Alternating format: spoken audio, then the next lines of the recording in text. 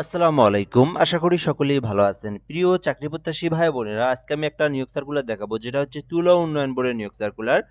তো সার্কুলারটা নিয়ে এর আগেও আমি একটা ভিডিও তৈরি করেছিলাম। আবার আমি এই সার্কুলারটা দেখাচ্ছি কারণ আবেদনের আর মাত্র ৩ দিন রয়েছে। তো যারা এখনো আবেদন করেন নাই, এইটাতে আবেদন করতে পারেন। সরকারি স্থায়ী একটা নিয়োগ সার্কুলার, রাজস্ব খাতভুক্ত নিয়োগ সার্কুলার। তো এইটা সম্পর্কে বিস্তারিত আলোচনা করব। পদের নাম, পদ সংখ্যা, বেতন স্কেল, আবেদনের জন্য শিক্ষাগত যোগ্যতা, সবকিছু আমি আপনাদেরকে দেখাবো। তো এটাতে কিন্তু এসএসসি পাস থেকে শুরু করে এইচএসসি, অনার্স ডিগ্রি সকল শিক্ষাগত যোগ্যতার জন্য আলাদা আলাদা পদ রয়েছে। তো আপনারা এই সার্কুলারটা দেখবেন শেষ পর্যন্ত, তাহলেই সকল তথ্যগুলো এই ভিডিওর মাধ্যমে আপনি জানতে পারবেন, বুঝতে পারবেন, আবেদন করতে চাইলে আবেদনও করতে পারবেন। আরেকটা বিষয় হচ্ছে, যারা আমাদের চ্যানেলে নতুন আছেন বা নতুন দেখতেছেন এই ভিডিওটা, তো অবশ্যই চ্যানেলটিতে সাবস্ক্রাইব করে রাখবেন। বাংলাদেশের সরকারি সকল নিয়োগ সার্কুলারগুলো আমাদের এই চ্যানেলটাতে আমরা দিয়ে থাকি। তো অবশ্যই আমাদের চ্যানেলটিতে যারা নতুন আছেন তারা সাবস্ক্রাইব করে যুক্ত থাকবেন। তো এটা হচ্ছে তুলা উন্নয়ন বোর্ডের একটা নিয়োগ সার্কুলার, যেটা বলা আছে যে তুলা উন্নয়ন বোর্ড সিডিবি এর অধীনে রাজস্ব খাতভুক্ত নিম্ন বর্ণিত স্থায়ী পদসমূহে অস্থায়ী ভিত্তিতে জনবল নিয়োগের জন্য বাংলাদেশের প্রকৃত নাগরিকদের নিকট থেকে অনলাইনে আবেদনের জন্য আহ্বান করা যাচ্ছে। অর্থাৎ এটা কিন্তু সরকারি স্থায়ী একটা নিয়োগ সার্কুলার। বাংলাদেশের সকল জেলার যে কোনো প্রার্থী যে কেউ চাইলেই কিন্তু অ্যাপ্লিকেশনটা করতে পারবে। নারী পুরুষ উভয় আবেদন করতে পারবে, আর আবেদন করতে চাইলে অনলাইনের মাধ্যমে আবেদন করতে হবে। এখানে এই বিষয়গুলি বলে দেওয়া রয়েছে। আচ্ছা, ১ নম্বরে যে পদটা রয়েছে এটার নাম হচ্ছে উচ্চমান সহকারী। এইটা হচ্ছে পদের নাম। আর এটা কিন্তু ১৪ গ্রেডের ৩ টি পদ রয়েছে উচ্চমান সহকারী পদে। আর এইটাতে আবেদনের জন্য শিক্ষাগত যোগ্যতা সেটা চাওয়া হয়েছে যে যেকোনো স্বীকৃতি বিশ্ববিদ্যালয় হইতে অনন্য ২য় শ্রেণী বা সমমানের সিজিপিএতে স্নাতক বা সমমানের ডিগ্রি। অর্থাৎ আপনি যদি অনার্স পাস অথবা ডিগ্রি পাস করে থাকেন তাহলে আপনি উচ্চমান সহকারী পদে আবেদন করতে পারবেন। আর দ্বিতীয় বিষয়ে যেটা বলা আছে যে কম্পিউটার ব্যবহারে দক্ষতা থাকতে হবে, এবং তৃতীয় ভাবে যেটা বলা আছে গ নাম্বারে, সেটা হচ্ছে কম্পিউটারের word processing, email, fax machine ইত্যাদি চালানোর দক্ষতা থাকতে হবে। তো এটা আমি আপনাদেরকে একটু সংক্ষিপ্তভাবে ক্লিয়ার করে দেই। তো এটাতে আবেদনের জন্য অনার্স পাস অথবা ডিগ্রি পাস লাগবে।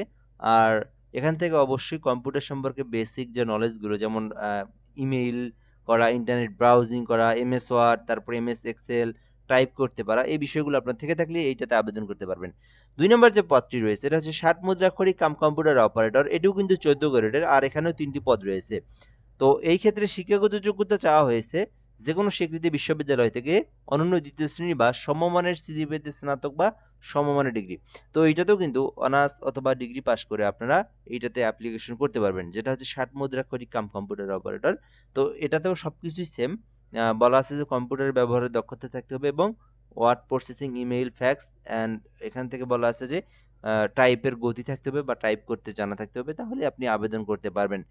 ৩ নম্বরে যে পদের নাম সেটা হচ্ছে ট্রাক্টর চালক, যেটা একটি পদ রয়েছে। এক্ষেত্রে আবেদনের জন্য জুনিয়র স্কুল সার্টিফিকেট অর্থাৎ ৮ম শ্রেণী পাস করা থাকলে আপনি আবেদন করতে পারবেন। খ নম্বরে বলা আছে যে একটা ড্রাইভিং লাইসেন্স থাকতে হবে, যেটা হচ্ছে ভারী ড্রাইভিং লাইসেন্স। তো অন্য ড্রাইভিং লাইসেন্স দেখবেন যেটা হচ্ছে ১৬ গ্রেডের, বাট এটা কিন্তু ১৫ গ্রেডের। যেহেতু ১৫ গ্রেডের সেই ক্ষেত্রে কিন্তু ভারী গাড়ির ড্রাইভিং লাইসেন্স লাগবে। তো তাহলে আপনি আবেদন করতে পারবেন। আর অভিজ্ঞতা চালক যারা রয়েছে তাদেরকে এটাতে প্রায়োরিটি দেওয়া হবে, অর্থাৎ অগ্রাধিকার দেওয়া হবে। ৪ নম্বরে রয়েছে অফিস সহকারী কাম কম্পিউটার মুদ্রাক্ষরিক, যেটা ১৬ গ্রেডের ৬টি পদ রয়েছে। তো অফিস সহকারী কাম কম্পিউটার মুদ্রাক্ষরিক এই পদের নাম তো সকলেই শুনেছেন বা সকলেরই জানা। এটা একটা কমন পদের নাম ১৬ গ্রেডের মধ্যে। তো এইটার কাজ হচ্ছে কম্পিউটার অপারেটর। আর এইটার কিন্তু শিক্ষাগত যোগ্যতা উচ্চ মাধ্যমিক, অর্থাৎ এইচএসসি পাস করলে আপনি অফিস সহকারী কাম কম্পিউটার মুদ্রাক্ষরিক আবেদন করতে পারবেন। এছাড়াও কিন্তু কম্পিউটার সম্পর্কে দক্ষতা অবশ্যই থাকতে হবে। বেসিক কম্পিউটার সম্পর্কে নলেজ জানা থাকলেই আবেদন করতে পারবেন। ৫ নাম্বার যে পদ রয়েছে এটা হচ্ছে হিসাব সহকারী, যেখানে একটি পদ রয়েছে। তো এইটাতে আবেদনের জন্য শিক্ষাগত যোগ্যতা চাওয়া হয়েছে বাণিজ্য বিভাগে স্নাতক ডিগ্রি। তো যারা এইচএসসি বিজনেস স্টাডিজ নিয়ে লেখাপড়া করেছেন তারাই কিন্তু হিসাব সহকারী পদে আবেদন করতে পারবেন। আর এটাতে কিন্তু বলা আছে যে অবশ্যই কম্পিউটার সম্পর্কে দক্ষতা থাকতে হবে, অর্থাৎ বেসিক নলেজগুলো জানা থাকতে হবে কম্পিউটার নিয়ে, তাহলে আপনি অ্যাপ্লিকেশন করতে পারবেন। ৬ নম্বর যে পদের নাম রয়েছে এটা হচ্ছে ক্যাশিয়ার, যেখানে ৩টি পদ রয়েছে। তো এক্ষেত্রে আবেদনের জন্য ক্যাশিয়ার পদে আবেদনের জন্য আ অনার্স অথবা ডিগ্রি পাস করলে আবেদন করতে পারবেন। তো এইটাতেও কিন্তু বলা আছে যে যেকোনো স্বীকৃতি বিশ্ববিদ্যালয় হইতে বাণিজ্য বিভাগে অনার্স অথবা ডিগ্রি থাকলে আবেদন করতে পারবেন। দুঃখিত, উপরেরটাও কিন্তু অনার্স অথবা ডিগ্রি পাস করলে আবেদন করতে পারবেন। হিসাব সহকারী এটাও অনার্স অথবা ডিগ্রি, আর ক্যাশিয়ার এটাও কিন্তু অনার্স অথবা ডিগ্রি পাশে আবেদন করতে পারবেন। আর কম্পিউটার সম্পর্কে অবশ্যই দক্ষতা থাকতে হবে। এরপরে 7 নম্বরে রয়েছে জিন মেকানিক, যেখানে 2টি পদ রয়েছে। এইটাতে আবেদনের জন্য মাধ্যমিক স্কুল সার্টিফিকেট বা সমমান পরীক্ষায় উত্তীর্ণ থাকতে হবে। তো জিন মেকানিক পদে আবেদন করতে এসএসসি পাস থাকতে হবে। আর এখানে আরেকটা বিষয় বলা আছে, বা সমমান পরীক্ষায় উত্তীর্ণ সহ স্বীকৃতি কোনো প্রতিষ্ঠানে যান্ত্রিক বা বৈদ্যুতিক ট্রেড কোর্স সার্টিফিকেট থাকতে হবে। অর্থাৎ আপনাদের নিজ নিজ জেলাতে কিন্তু টিটিসি, তারপরে যুব উন্নয়ন, টেকনিক্যাল কারিগরি যে প্রতিষ্ঠানগুলো রয়েছে, এখানে হইতে যদি আপনি ইলেকট্রিকের উপরে যদি ইলেকট্রনিক্স যে ট্রেডগুলো আছে, এই ইলেকট্রিক বা অথবা যান্ত্রিক ট্রেডের উপরে যদি আপনি মিনিমাম 1 বছরের একটা ট্রেড কোর্স সম্পূর্ণ করে থাকেন এবং একটা সার্টিফিকেট থেকে থাকে, দেন আপনি জিন মেকানিক পদে আবেদন করতে পারবেন। 8 নম্বর যে পদ রয়েছে এটা হচ্ছে স্টোর কিপার, যেখানে একটি পদ রয়েছে। আবেদনের জন্য বাণিজ্য বিভাগে স্নাতক ডিগ্রি থাকতে হবে, অর্থাৎ অনার্স অথবা ডিগ্রি পাস করতে হবে, সেটা হচ্ছে বাণিজ্য শাখা থেকে। তাহলে আপনি স্টোর কিপার পদে অ্যাপ্লিকেশন করতে পারবেন। 9 নম্বর যে পদের নাম রয়েছে এটা হচ্ছে জিপ পিক আপ চালক, যেখানে একটি পদ রয়েছে। তো এক্ষেত্রে আবেদনের জন্য জুনিয়র স্কুল সার্টিফিকেট বা সমমান পরীক্ষা উত্তীর্ণ। তো এইটাতেও কিন্তু মিনিমাম 8ম শ্রেণী পাস করা থাকলে আপনি আবেদন করতে পারবেন পিক আপ চালক পদে। আর এখানে একটা ড্রাইভিং লাইসেন্স হলেই হবে। এটাতে কিন্তু ভারী ড্রাইভিং লাইসেন্স লাগবে না, শুধুমাত্র ড্রাইভিং লাইসেন্স থাকলেই হবে। আর মিনিমাম 8ম শ্রেণী পাস করা থাকলেই জিপ পিক আপ চালক 16 গ্রেডের এই পদে আপনি আবেদন করতে পারবেন। আচ্ছা, এরপরে দেখবো অফিস সহায়ক। তো এই পদের নামটা কমন একটা পদের নাম, অফিস সহায়ক, 20তম গ্রেডের মধ্যে সরকারি চাকরি। অফিস সহায়ক হচ্ছে পদের নাম, 20তম গ্রেড। এখানে 13টি পদ রয়েছে। মোটামুটি এখানে কিন্তু 13 জনকে নিয়োগ দেওয়া হবে। এই সার্কুলারের মধ্যে বড় পদ বলা চলে এটাকে। তো এক্ষেত্রে আবেদনের জন্য শিক্ষাগত যোগ্যতা চাওয়া হয়েছে যে কোনো স্বীকৃতি বোর্ড হইতে স্কুল সার্টিফিকেট, মাধ্যমিক স্কুল সার্টিফিকেট অর্থাৎ এসএসসি পাস সার্টিফিকেট থাকলে আবেদন করতে পারবেন। জাস্ট এসএসসি পাস করছেন তাহলে আপনি অফিস সহায়ক 13টি পদের বিপরীতে 20তম গ্রেডের এইটাতে আপনি আবেদন করতে পারবেন। তো এখানে আপনি আপনার শিক্ষাগত যোগ্যতা অনুযায়ী যে পদে ইচ্ছুক, আপনি এসএসসি থাকলে এটাতে আবেদন করতে পারেন। এছাড়াও এইচএসসি অনার্স ডিগ্রি থাকলে আপনারা এই যে হিসাব সহকারী অথবা কেশিয়ার অথবা অফিস সহকারী কাম কম্পিউটার মুদ্রাক্ষরিক এগুলোতে আপনারা আবেদন করতে পারবেন। ওকে, আচ্ছা, এর পরবর্তী যে বিষয়গুলো আমরা সেগুলো দেখব। আবেদনের জন্য বয়সটা কিন্তু অবশ্যই 18 হতে 32 বছর পর্যন্ত থাকতে হবে। সরকারি চাকরির যে সর্বশেষ বয়সের নীতিমালা এটা হচ্ছে 32 বছর পর্যন্ত আবেদন করতে পারবেন। এরপর আমরা দেখব কিভাবে আপনি আবেদন করতে পারবেন, কিভাবে আপনি আবেদন করবেন, কিভাবে আপনি।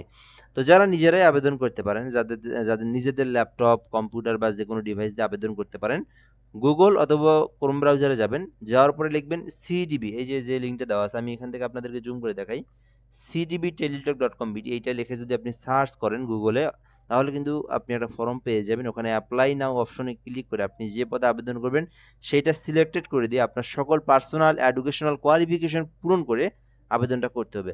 আর এই আবেদনটা কিন্তু 26 তারিখ পর্যন্ত করতে পারবেন। ফেব্রুয়ারি মাসের 26 তারিখ পর্যন্ত আবেদনের জন্য সময়সীমা রয়েছে, এর মধ্যে অ্যাপ্লিকেশনটা করতে হবে।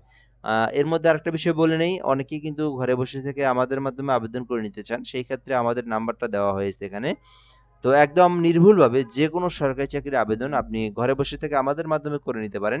0177583031 0177583312 এই নাম্বারে হোয়াটসঅ্যাপ এসএমএস দিবেন, আমি আপনাকে একটা ফর্ম দেবো, দেন আপনি তথ্যগুলো পূরণ করে দিবেন, আমি আবেদন করে সঙ্গে সঙ্গে আবেদনের যে কপিটা, পিডিএফ কপিটা, সেইটা আপনাকে পাঠিয়ে দেবো। তো চাইলে যে কোনো সরকারি চাকরির আবেদনের জন্য এই নাম্বারটা হোয়াটসঅ্যাপে এসএমএস করতে পারেন বা নাম্বারটা সেভ করে রাখতে পারেন।